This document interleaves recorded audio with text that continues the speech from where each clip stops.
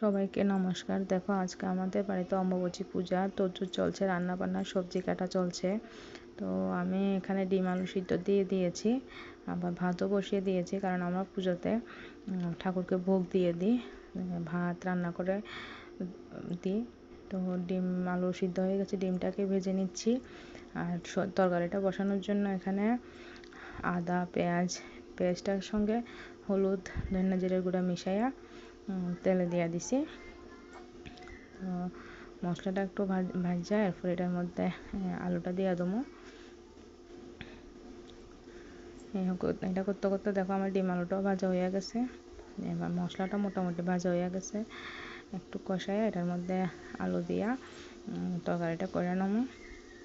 তো তোমরা কি বাড়িতে কার বাড়িতে অম্বুবাচী পূজা করো কমেন্টে জানাও। আর তোমরা অম্বুবাচী পূজাতে কীভাবে করো এটা একটু জানাও। আমরা তো এইভাবেই করি। আলুটা দিয়ে দিলাম, দেওয়ার পর এটাকে একটু ভেজে নেবো,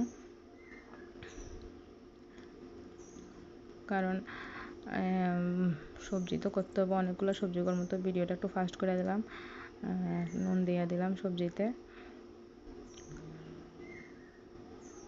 তোমরা কার বাড়িতে অম্বুবাচী পূজা করো আমরা জানাও। আর তোমরা কিভাবে করো, কি রান্না করে দাও।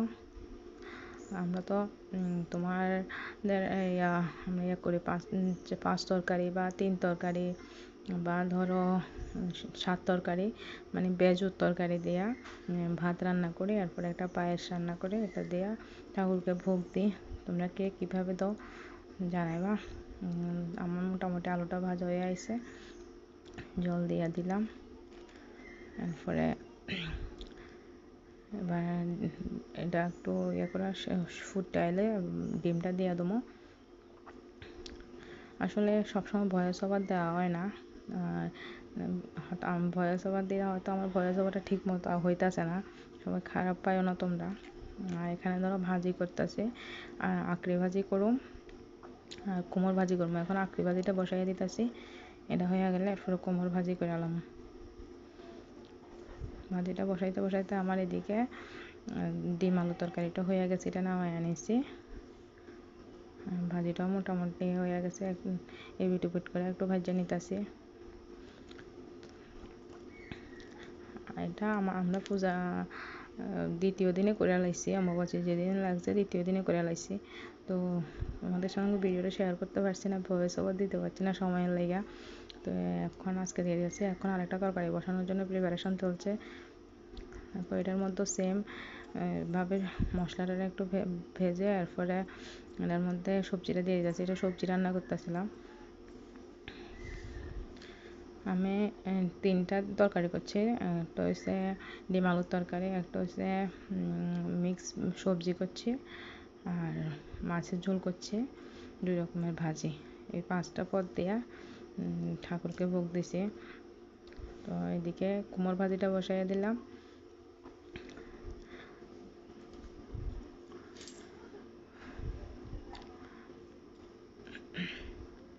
তো তোমরা আমার যদি কিছু ভুল টুল হইয়া থাকে তোমরা কিছু খারাপ পাইও না, কারণ ভয়েস ওভার সবসময় দেওয়া হয় না, তো এটা এমন একটা অভ্যাস নাই। সবজিটাও মোটামুটি সিদ্ধ হয়ে আইছে, এবার একটু জল দিয়ে দিলাম, সঙ্গে একটু সিমে ভিজিয়ে সিদ্ধ করে দিলাম। তোমরা কে কীভাবে সবজি রান্না করো আমার একটু কমেন্ট করে জানাও। আর আমার রান্নাটা যদি তোমাদের ভালো লাগে বাড়িতে ট্রাই করে দেখবা, কারণ এক একজনের রান্নার রেসিপি তো এক এক রকম। আর এদিকে মাছটাও ভাজা নিতেছি, সবজিটা হয়ে গেছে, এবার মাছের ঝোলটা বসায় দিতেছি। মাছের ঝোলের জন্য পেঁয়াজটা ভাজা নিতেছি, পেঁয়াজ আদার পেস্টটা ভাজা নিতেছি, আর সঙ্গে একটু হলুদ আর ধনিয়া জিরার গুঁড়া দিয়ে দিছি। অনেকে বলে যে নিরামিষ দেওয়া দিতে হয়, কিন্তু আমরা বাড়িতে নিয়ম আছে, তোমাদের দিতে হয়, একটু মাছ ডিম এটা দেওয়া যায়। তো এখন একটু পাবদা মাছও ভাজি করতেছি, পাবদা মাছটা দিয়ে ঝোল করুম, আর এমনি মাছটা ভাজি রেখে দেবো। একদিকে দেখো পায়েসের প্রিপারেশান চলতেছে, মাছের ঝোলটা একদিকে বসাইছে আর একদিকে পায়েসের প্রিপারেশান চলতেছে। পায়েসটা আমরা চালের গুঁড়ি দিয়া করি, চালের গুঁড়ি দিয়া পায়েস রান্না করি। তোমরা কীভাবে পায়েস রান্না করো একটু জানাও। আমার মোটামুটি রান্না শেষ, ঠাকুরের জন্য ভোগ লইতাছি। দেখো পূজা ভোগ লয়ে আসছি, পুজোও দিয়ে দিছি। হঠাৎ করে যে বৃষ্টি আইছে, যখন পূজা ঘরের পূজাটা সেটা বাইরে একটা পূজা ভোগ দিমো, একটা আমরা ঘরে ভোগ দিই আর একটা বাইরে। তো ঘরের ভোগটা সারছি এমন টাইমে অনেক বৃষ্টি হয়ে পড়ছে, তো ভোগ দিয়ে দিছি। বৃষ্টির লেগে বাইরেটা রেকর্ড করতে পারছি না। দেখো আমার মেয়ে